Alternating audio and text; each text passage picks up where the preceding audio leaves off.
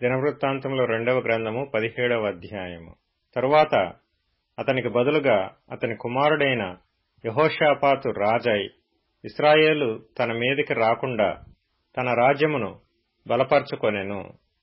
అతడు యూదాదేశములోని ప్రాకారపురములన్నిటి యందును సైన్యములను ఉంచి యూదాదేశమందును తన తండ్రి అయిన ఆసా పట్టుకొనిన ఎఫ్రాయిము పట్టణముల యందును కావలి బలములను ఉంచెను. యెహోవా అతనికి సహాయుడై ఉండగా యెహోషాపాతు తన తండ్రి అయిన దావీదు ప్రారంభ దినములలో నడిచిన మార్గమందు నడుచుచు బయలుదేవతను ఆశ్రయింపక తన తండ్రి దేవుని ఆశ్రయించుచు ఇశ్రాయేలు వారి చర్యలను వెంబడింపక ఆయన ఆజ్ఞలను అనుసరించి నడిచెను. కాబట్టి యెహోవా అతని చేత రాజ్యమును స్థిరపరచెను. యూదావారందరూ యెహోషాపాతునకు పన్ను ఇచ్చుచుండిరి. అతనికి ఐశ్వర్యమును ఘనతయు మెండుగా కలిగెను. యెహోవా మార్గములయందు నడుచుకొనుటకు అతడు తన మనసును దృఢపరచుకొనిన వాడై ఉన్నత స్థలములను దేవతా స్తంభములను యూదాలో నుండి తీసివేసెను. తన ఏలుబడి యందు 3వ సంవత్సరమున యూదా పట్టణములలో జనులకు ధర్మశాస్త్రమును బోధించుటకై అతడు పెద్దలైన బెన్హయ్యూలును, ఓబద్యాను, జకర్యాను, నెతనేలును, మీకాయాను, షమయా, నెతన్యా, జబద్యా, ఆషాహేలు, షమీరామోతు, యెహోనాతాను, అదోనీయ, టోబీయ, టోబదోనీయ అను లేవీయులను యాజకులైన ఎలీషామాను, యెహోరామును పంపెను. వారు యెహోవా ధర్మశాస్త్ర గ్రంథమును చేత పుచ్చుకొని యూదావారి మధ్య ప్రకటన చేయుచు యూదా పట్టణములన్నిటినూ సంచరించుచు జనులకు బోధించిరి. యూదాదేశము చుట్టూ ఉండు దేశముల రాజ్యములన్నిటి మీదికి యెహోవా భయము వచ్చినందున వారు యెహోషాపాతుతో యుద్ధము చేయకుండిరి. ఫిలిష్తీయులలో కొందరు యెహోషాపాతునకు పన్నును కానుకలను ఇచ్చుచూ వచ్చిరి. అరబీయులను అతనికి 7,700 గొర్రె పొట్టేళ్లను 7,700 మేకపోతులను తెచ్చుచూ వచ్చిరి. యెహోషాపాతు అంతకంతకు గొప్పవాడై యూదాదేశమునందు కోటలను సామాగ్రిని నిలువచేయు పట్టణములను కట్టించెను. యూదాదేశపు పట్టణములలో అతనికి బహుధనము సమకూర్చబడెను. అతని క్రింది పరాక్రమశాలులు యెరూషలేములో కూడియుండిరి. వీరి పితరుల వంశముల చొప్పున వీరి సంఖ్య ఎంతనగా యూదాలో సహస్రాధిపతులైన వారికి ప్రధానుడగు ఆద్నా యొద్ద 3,00,000 మంది పరాక్రమశాలులుండిరి. 2వ వాడగు యెహోహానాను అను అధిపతి యొద్ద 2,80,000 మంది ఉండిరి. 3వ వాడు జిక్రీ కుమారుడై యెహోవాకు తన్ను తాను మనఃపూర్వకముగా సమర్పించుకొనిన అమస్య, అతని యొద్ద 2,00,000 మంది పరాక్రమశాలులుండిరి. బెన్యామీనీయులలో ఎల్యాదా అను పరాక్రమశాలి ఒకడుండెను. వీని యొద్ద వింటినీ కేడెమును పట్టుకొనువారు 2,00,000 మంది యుండిరి. 2వ వాడు యెహోజాబాదు, వీని యొద్ద 1,80,000 మంది యుద్ధ సన్నద్ధులుండిరి. రాజు యూదాయందంతట నుండు ప్రాకారపురములలో ఉంచిన వారు గాక వీరు రాజు యొక్క పరివారములో చేరిన వారై ఉండిరి. దినవృత్తాంతముల 2వ గ్రంథము 18వ అధ్యాయము. తనకు ఐశ్వర్యమును ఘనతయు అధికముగా కలిగిన తరువాత యెహోషాపాతు ఆహాబుతో 1,000 మంది కొన్ని సంవత్సరములు గతించిన మీదట షోమ్రోనులో నుండు ఆహాబు నొద్దకు పోయెను. ఆహాబు అతని కొరకును అతని వెంట వచ్చిన జనుల కొరకును అనేకమైన గొర్రెలను పశువులను కోయించి తనతో కూడా రామోత్గిలాదు మీదికి పోవుటకు అతని ప్రేరేపించెను. ఇశ్రాయేలు రాజైన ఆహాబు యూదారాజైన యెహోషాపాతును చూచి, నీవు నాతో కూడా రామోత్గిలాదునకు వచ్చెదవా అని అడుగగా యెహోషాపాతు, నేను నీవాడను, నా జనులు నీ జనులు, మేము నీతో కూడా యుద్ధమునకు వచ్చెదమని చెప్పెను. మరియు యెహోషాపాతు ఇశ్రాయేలు రాజుతో, నేడు యెహోవా యొద్ద సంగతి విచారణ చేయుదము రండనగా ఇశ్రాయేలు రాజు 400 మంది ప్రవక్తలను సమకూర్చి, నేను రామోత్గిలాదు మీదికి యుద్ధమునకు పోవుదునా మానుదునా అని వారినడిగెను. అందుకు వారు, పొమ్ము, దేవుడు రాజు చేతికి దానినప్పగించునని చెప్పిరి. అయితే యెహోషాపాతు, మనము అడిగి విచారణ చేయుటకై వీరు తప్ప యెహోవా ప్రవక్తలలో ఒకడైనను ఇచ్చట లేడా అని అడుగగా, ఇశ్రాయేలు రాజు, యెహోవా యొద్ద విచారణ చేయుటకు ఇమ్లా కుమారుడైన మీకాయా అను ఒకడు ఇచ్చట ఉన్నాడు. అయితే అతడు నన్ను గూర్చి మేలు ప్రవచింపక నిత్యము కీడునే ప్రవచించుచున్నాడు గనుక నేను వాని యందు పగ కలిగియున్నాననగా, యెహోషాపాతు, రాజు అలాగనవద్దనెను. అప్పుడు ఇశ్రాయేలు రాజు తన పరివారములోనున్న ఒకని పిలిపించి, ఇమ్లా కుమారుడైన మీకాయాను శీఘ్రముగా రప్పించుమని ఆజ్ఞ ఇచ్చెను. ఇశ్రాయేలు రాజును యూదారాజగు యెహోషాపాతును షోమ్రోను ఊరి గవిని ముందరి బయలునందు తమ తమ వస్త్రములను ధరించుకొని తమ తమ సింహాసనముల మీద కూర్చుని ఉండగా ప్రవక్తలందరూ వారి ముందర ప్రవచించుచుండిరి. అప్పుడు కెనయనా కుమారుడైన సిద్కియా ఇనుప కొమ్ములు చేయించుకొని వచ్చి, సిరియనులు నిర్మూలమగు వరకు వీటితో వారిని నీవు పొడిచెదవని యెహోవా సెలవిచ్చుచున్నాడని ప్రకటించెను. ప్రవక్తలందరూ ఆ ప్రకారముగానే ప్రవచించుచు, యెహోవా రామోత్గిలాదును రాజు చేతికి అప్పగించును, దాని మీదికి పోయి జయముందుము అనిరి. మీకాయాను పిలుచుటకు పోయిన దూత అతని కనుగొని, ప్రవక్తలు రాజు విషయమై ఏకముఖముగా మేలునే పలుకుచున్నారు, దయచేసి వారి మాటను వారి మాటలకు అనుకూలపరిచి మేలునే ప్రవచింపుమనగా, మీకాయా, యెహోవా జీవము తోడు నా దేవుడు సెలవిచ్చినదేదో దానినే ప్రవచింతునని చెప్పెను. అతడు రాజునొద్దకు రాగా రాజు అతని చూచి, మీకాయా, యుద్ధమునకు రామోత్గిలాదునకు మేము పోవదుమా మానుదుమా అని అడుగగా, అతడు, పోయి జయించుడి, వారు మీ చేతికి అప్పగింపబడుదురనెను. అప్పుడు రాజు, యెహోవా నామమును బట్టి అబద్ధము కాక సత్యమే పలుకుమని నేను ఎన్ని మారులు నీచేత ఒట్టు పెట్టించుకుందునని అతనితో అనగా, అతడు, కాపరిలేని గొర్రెల వలెనే ఇశ్రాయేలు వారందరూ పర్వతముల మీద చెదరిపోవుట చూచితిని. వీరికి యజమానుడు లేడనియు వీరిలో ప్రతివాడు తన తన ఇంటికి సమాధానముగా పోవలెననియు యెహోవా సెలవిచ్చియున్నాడనెను. ఇశ్రాయేలు రాజు ఇది విని యెహోషాపాతుతో ఇట్లనెను, ఇతడు కీడునే గాని ఆ విషయమై మేలును ప్రవచింపడని నేను నీతో చెప్పలేదా అని అనగా, మీకాయా, యెహోవా మాట వినుడి, యెహోవా తన సింహాసనము మీద ఆసీనుడై యుండుటయు పరమండల సైన్యమంతయు ఆయన కుడి ప్రక్కను ఎడమ ప్రక్కను నిలువబడుటయు నేను చూచితిని. ఇశ్రాయేలు రాజైన ఆహాబు రామోత్గిలాదు మీదికి పోయి పడిపోవునట్లు ఎవడో అతని ప్రేరేపించునని యెహోవా అడుగగా, ఒకడు ఈ విధముగాను ఇంకొకడు ఆ విధముగాను ప్రత్యుత్తరమిచ్చిరి. అప్పుడు ఒక ఆత్మ వచ్చి యెహోవా ఎదుట నిలువబడి, నేను అతని ప్రేరేపించదనని చెప్పగా, యెహోవా దేనిచేతనని అతని నడిగెను.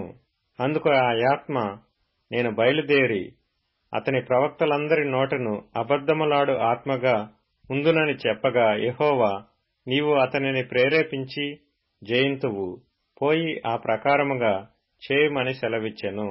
యెహోవా నీ ప్రవక్తలకు వీరి నోట అబద్ధములాడు ఆత్మను ఉంచియున్నాడు, యెహోవా నీ మీద కీడు పలికించియున్నాడని చెప్పెను. అప్పుడు కెనయనా కుమారుడైన సిద్కియా దగ్గరకు వచ్చి మీకాయాను చెంప మీద కొట్టి, నీతో మాట్లాడుటకు యెహోవా ఆత్మ నా యొద్ద నుండి ఏ మార్గమున పోయెననెను. అందుకు మీకాయా, దాగుడుకై నీవు లోపలి గదిలోనికి వెళ్ళు దినమున దాని తెలుసుకుందువని చెప్పెను. అప్పుడు ఇశ్రాయేలు రాజు పట్టణపు అధిపతి అయిన ఆమోసు నొద్దకును రాజు కుమారుడైన యోవాషు నొద్దకును మీరు మీకాయాను తీసుకొని పోయి వారితో, రాజు మీకిచ్చిన సెలవు ఇదియే అనుడి. నేను సురక్షితముగా తిరిగి వచ్చు వరకు వీనిని చెరలో పెట్టి శ్లేషాన్నపానములు ఇయ్యుడి. అప్పుడు మీకాయ ఇట్లనెను, నీవు సురక్షితముగా తిరిగి వచ్చిన ఎడల యెహోవా నా ద్వారా పలకనే లేదని చెప్పి సమస్త జనులారా ఆలకించుడనెను. అంతట ఇశ్రాయేలు రాజును యూదారాజైన యెహోషాపాతును రామోత్గిలాదు మీదికి పోయిరి. ఇశ్రాయేలు రాజు, నేను మారువేషము వేసుకొని యుద్ధమునకు పోవుదును, నీవు నీ వస్త్రములనే ధరించుకొనుమని యెహోషాపాతుతో చెప్పి తాను మారువేషము వేసుకొనెను. తరువాత వారు యుద్ధమునకు పోయిరి.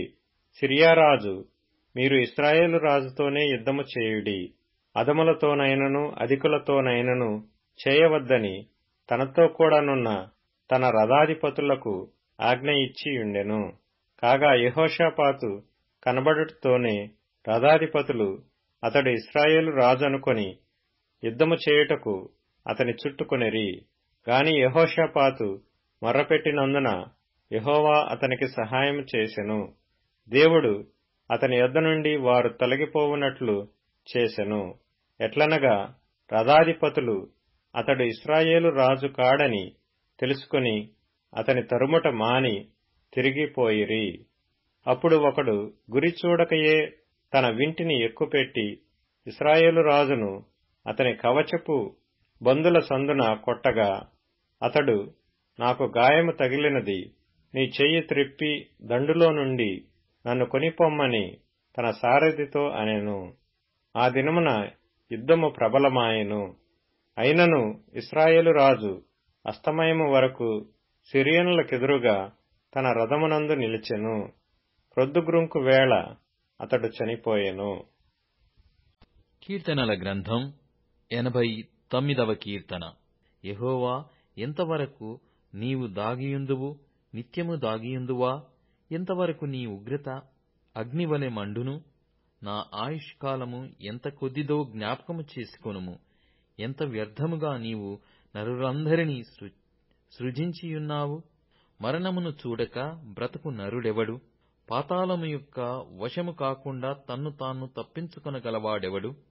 ప్రభువా, నీ విశ్వాస్యతతోడని నీవు దావీదుతో ప్రమాణము చేసిన తొల్లిటి నీ కృపాతిశయములెక్కడా? ప్రభువా, నీ సేవకులకు వచ్చిన నిందను జ్ఞాపకము చేసుకొనుము. బలవంతులైన జనులందరి చేతను నా ఎదలో నేను భరించుచున్న నిందను జ్ఞాపకము చేసుకొనుము. యెహోవా, అవి నీ శత్రువులు చేసిన నిందలు, నీ అభిషిక్తుని నడతల మీద వారు మోపుచున్న నిందలు. యెహోవా నిత్యము స్తుతినొందును గాక. ఆమేన్, ఆమేన్. సామెతల గ్రంథం 19వ అధ్యాయం. బుద్ధి సంపాదించుకొనువాడు తన ప్రాణమునకు ఉపకారి, వివేచనను లక్ష్యము చేయువాడు మేలు పొందును. కూటసాక్షి శిక్షనొందకపోడు, అబద్ధములాడువాడు నశించును. అపోస్తలుల కార్యములు 25వ అధ్యాయం. కాబట్టి మరునాడు అగ్రిప్పయు బెర్నీకేయు మిక్కిలి ఆడంబరముతో వచ్చి సహస్రాధిపతులతోనూ పట్టణమందలి ప్రముఖులతోనూ అధికార మందిరములో ప్రవేశించిన తరువాత ఫేస్తు ఆజ్ఞయియ్యగా పౌలు తేబడెను. అప్పుడు ఫేస్తు, అగ్రిప్పరాజా, ఇక్కడ మాతో ఉన్న సమస్త జనులారా, మీరు ఈ మనుష్యుని చూచుచున్నారు. యెరూషలేములోనూ ఇక్కడను యూదులందరూ వీడు ఇక బ్రతక తగడని కేకలు వేయుచు అతని మీద నాతో మనవి చేసుకొనిరి. ఇతడు మరణమునకు తగినది ఏమీయూ చేయలేదని నేను గ్రహించి ఇతడు చక్రవర్తి ఎదుట చెప్పుకొందునని అనినందున ఇతని పంప నిశ్చయించియున్నాను. ఇతని గూర్చి మన ఏలినవారి పేర వ్రాయుటకు నాకు నిశ్చయమైనది ఏమీయూ కనబడలేదు గనుక విచారణ అయిన తరువాత వ్రాయుటకు ఏమైనను నాకు దొరకవచ్చునని మీ అందరి ఎదుటికిని, అగ్రిప్పరాజా, ముఖ్యముగా మీ ఎదుటికిని ఇతని రప్పించియున్నాను. ఖైదీ మీద మోపబడిన నేరములను వివరింపకుండా అతని పంపుట యుక్తం కాదని నాకు తోచుచున్నదని చెప్పెను. అపోస్తలుల కార్యములు 26వ అధ్యాయము. అగ్రిప్ప పౌలును చూచి, నీ పక్షమున చెప్పుకొనుటకు నీకు సెలవైనదనెను. అప్పుడు పౌలు చేయి చాచి ఇలాగు సమాధానము చెప్పసాగెను. అగ్రిప్ప రాజా, తమరు యూదులలో ఉండు సమస్తమైన ఆచారములను వివాదములను విశేషముగా ఎరిగిన వారు గనక, యూదులు నా మీద మోపిన నేరములన్నిటిని గూర్చి నేడు తమరి ఎదుట సమాధానము చెప్పుకొనబోవుచున్నందునకు నేను ధన్యుడినని ఎనుకొనుచున్నాను. తాల్మితో నా మనవి వినవలెనని వేడుకొనుచున్నాను.